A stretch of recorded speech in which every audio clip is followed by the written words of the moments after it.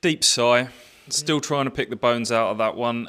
Stuart Watson, Alex Jones here, back at the racecourse ground to get our teeth into another deeply, deeply disappointing, frustrating game here in North Wales. It's ended Wrexham 5, Ipswich Town 3.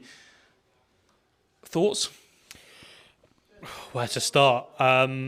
We've had so many highs and lows in that. It was a bit of a roller coaster game, but ultimately the main takeaway from it is that Ipswich Town were 3-2 up in the second half, and they've gone on to lose the game 5-3, and that simply cannot happen. And there's got to be a real inquest into this, because it's the goals they've conceded. It's the defensive display more than anything, where they were just so off it, and you can look at every single one of those 5 goals they've conceded and pick things about them on an individual level and as a collective that were really, really poor. And I think we were all keen to draw a line under last week with the cup exit, focus on the positives from the Derby game, because there were plenty from that, but this feels like a really big blow on a psychological level, possibly more than anything else.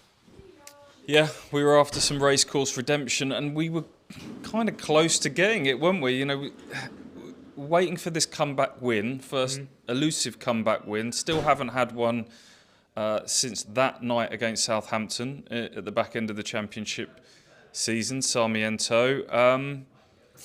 Twice came from behind in the first half, get themselves in front, scored 3 good goals in this game. Cedric Keepre's strike from the edge of the box, the pick of the bunch. Mehmeti getting his first goal.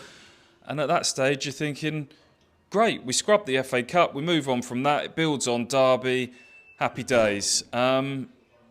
And they just collapsed in the second half, just complete lack of game management. And you can go through probably all 5 of those goals today and find bits. Look, all goals conceded are bad. You can find things wrong with all goals against. But today, particularly they were poor goals, weren't they?